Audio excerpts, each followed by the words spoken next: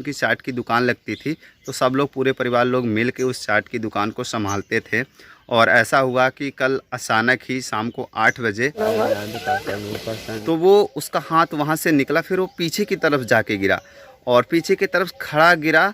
तो उसका ये जो ब्रेन नहीं है, पीछे ब्रेन होता है, पीछे की तरफ दिमाग होता है।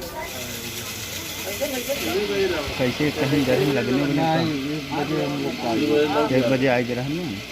अच्छा, कुल दुकानिया है का करत रहे दुकानिया पे कुछ ना करत हमने लगा खड़ा रहा। हाँ, और लाइटिया कैसे लगा? हम थोड़ा चालू रहा वहीं खड़ा रहा। अच्छा, घूमने लगल, पता नहीं कैसे करवा बझल कि का भयल कि। अच्छा, तू तुरंत देख ले रहे कि ना? हम तो वहीं रहे, हमारी तो उठाई हम रहे तब तक ही पहुँच गए। हाँ, अब 2-3 गाहकी 4-5 बसाई में रहना सब उधर ले गए। काली शाम के बाद कभी 8 बजे रहती है। तो कहाँ जौनपुर ले गए हैं?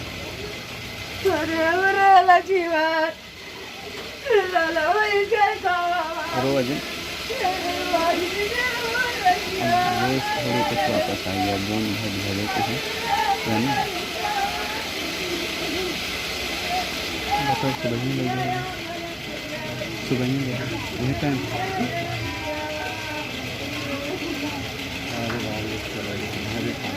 घर ना आए तुरंत एक तो एक्सपायर हुई है। एक्सपायर ही हो गया।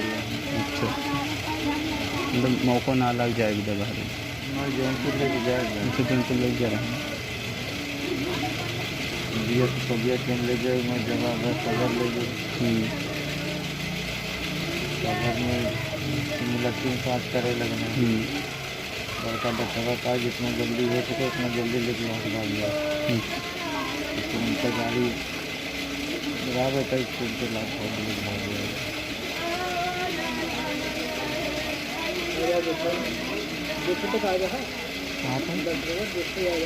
हाँ, डॉक्टर देखोगे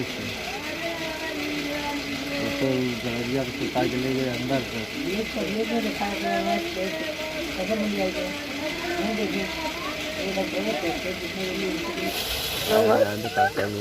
हे मम्मी रोज जानो सपना वही गए।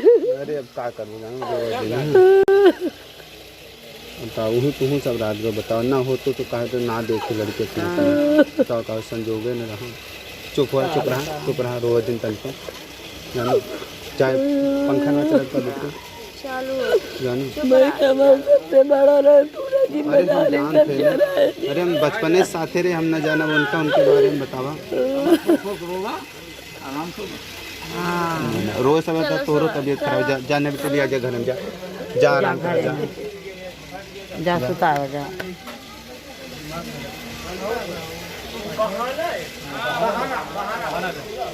अम्मा है अंदर वा मोट करे पड़े। ठीक है। तो जी हाँ जी दोस्तों, आप लोगों ने सही देखा टाइटल और थंबनेल में कि आज हमारे प्रिय मित्र सोनू मोदलवाल जी का निधन हो गया, जो कि दोस्तों बहुत ही दुखद घटना है यह। और अभी अभी जस्ट हम उनके घर से होके ही आ रहे हैं। वहाँ घर पे पहुँचने के बाद ही मुझे क्लियर पता चल पाया कि किस तरीके से उनकी मौत हुई, क्या कारण था उनके मौत के पीछे का। तो आप लोगों से हम बता दें सबसे पहले कि वो लोग करते क्या थे। तो जो सोनू मोदलवाल जी हैं, जो कि हमारे दोस्त थे, उनका चाट का दुकान था और उनके पिताजी का साउंड सर्विस का दुकान था। वो लोग लगन में साउंड सर्विस बजाते थे।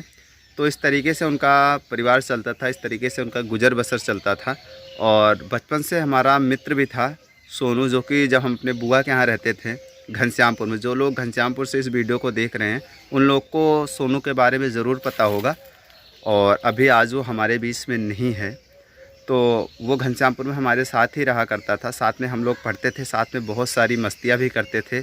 कभी उसके घर हमारी शिकायत जाती थी, कभी हमारे यहाँ उसकी शिकायत आती थी। तो इस तरीके से हम लोग बचपन थे। तो अभी हम लोग बड़े हो चुके थे, जानने लायक हो चुके थे। वो अपने घर पे रहता था और हम अपने घर पे रहते थे। इस तरीके से वो अपना कार्यभार संभालता था अपने पिताजी के साथ मिलके। और आप लोगों को तो पता ही हम क्या करते हैं। 3 बहनें थी और 2 भाई था। भाई जो सोनू मोदलवाल था वो तो सबसे बड़ा था। बाकी एक और भाई है, मोनू नाम है उनका, वो भी काफ़ी छोटा है। तो वो अपने परिवार के साथ सोनू हमेशा लगा रहता था, सारा देख रेख करता था, सारी जिम्मेदारी उसके साथ थी। और दोस्तों कल ही 5 तारीख को यानी शाम को 8 बजे वो लोग अपना दुकान बढ़ा रहे थे, मतलब घर के लिए जा रहे थे। तो सब लोग दुकान पे रहते हैं, मम्मी भी उनकी दुकान पे रहते हैं, पापा जी भी दुकान पे रहते हैं और बहनें भी दुकान पे रहती हैं। सब लोग मिल के दुकान को संभालते हैं। और दुकान हम आप लोग को बता दें उनकी दुकान कहाँ है। मल्ली जब आप जाएंगे तो पहले ही राजा बाज़ार पड़ता है। राजा बाज़ार में जस्ट दोस्तों उर्मिला के नाम से एक विद्यालय है, मुझे पूरा नाम नहीं आ रहा है, और अभी वर्तमान में उस टाइम पे एक मैरिज हॉल भी बन चुका है। तो उर्मिला जो विद्यालय है उसके ठीक सामने उनकी चाट की दुकान लगती थी। तो सब लोग पूरे परिवार लोग मिल के उस चाट की दुकान को संभालते थे। और ऐसा हुआ कि कल अचानक ही शाम को 8 बजे सब लोगों ने कहा कि चलिए अब दुकान को बढ़ा के घर चलते हैं। और उसी टाइम दोस्तों एक फर्राटा फ़ैन होता है, जो कि दोस्तों आप उसे कहीं भी लगा सकते हैं, कहीं भी उसको ले जा सकते हैं। आप लोग फर्राटा फ़ैन को बहुत अच्छी तरीके से जानते होंगे। तो दोस्तों फर्राटा फ़ैन बिल्कुल ठीक ठाक था, कोई भी किसी प्रकार की उसमें दिक्कत नहीं थी, कहीं भी तार वगैरह भी नहीं खुला था। तो फर्राटा फ़ैन चल रहा था।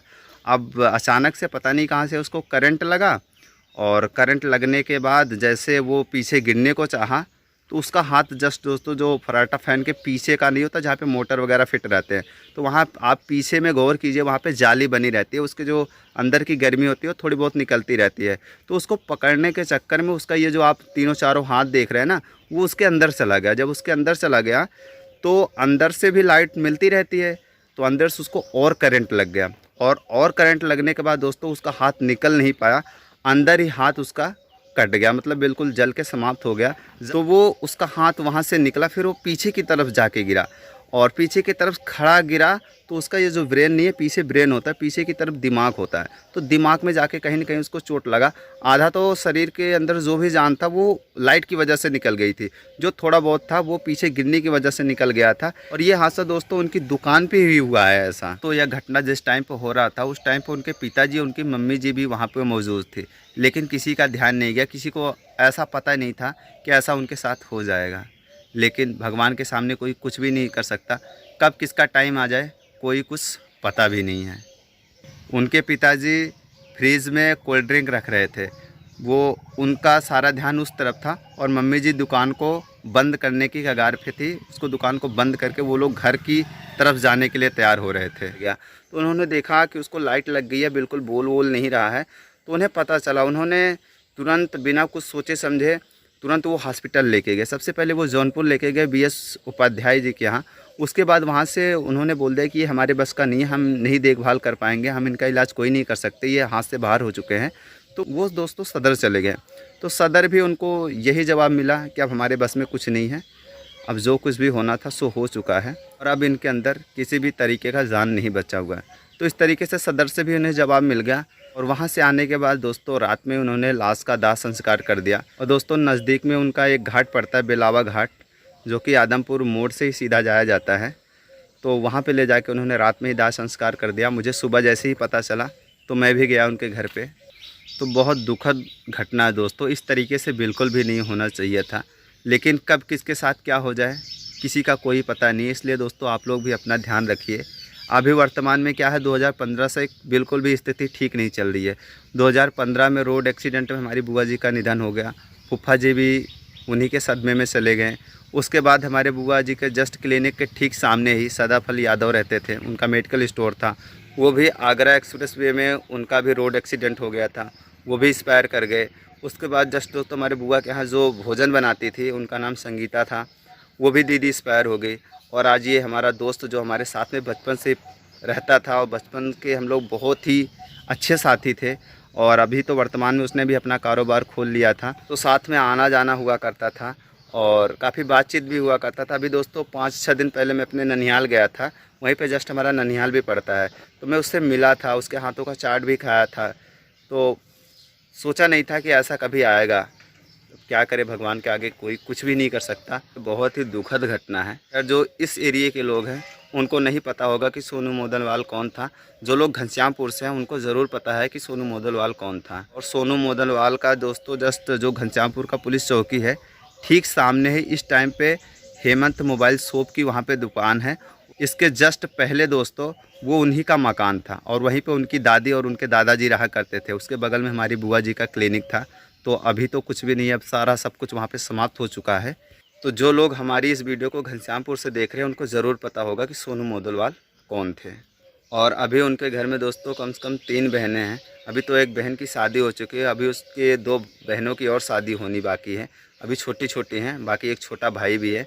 तो इस तरीके से उनका पूरा परिवार है। दादी जी भी हैं और जो सोनू मोदलवाल के पिताजी हैं, मम्मी जी हैं, वो हमारे मामा मामी भी एक तरीके से लगते हैं, क्योंकि हमारे ननिहाल के जस्ट बगल में ही उनका घर है। इस तरीके से वो लोग हमारे मामा मामी हुए।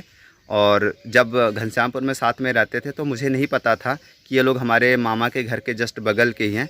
मैं उस टाइम नहीं जानता था। तो जैसे जैसे हम बड़े हुए, जैसे जैसे जानकारियाँ हमारे अंदर आई, तो हमें पता चला कि इस तरीके से हमारा और इनका रिश्ता भी है। तो अभी क्या ही कर सकते हैं, भगवान के आगे हम लोग कुछ भी नहीं कर सकते। इसलिए दोस्तों आप लोगों से रिक्वेस्ट है कि आप लोग अपना ध्यान दीजिए, जो भी कीजिए आप लोग बिल्कुल सावधानी पूर्वक कीजिए। और हम अपने प्यारे मित्र को कभी भूल नहीं सकते। सोनू जी, आपकी कमियां हमें पूरी ज़िंदगी भर महसूस होती रहेगी। भगवान आपकी आत्मा को शांति प्रदान करे और हमारे दोस्त के परिवार वालों को भगवान इस घटना को सहने की क्षमता दे।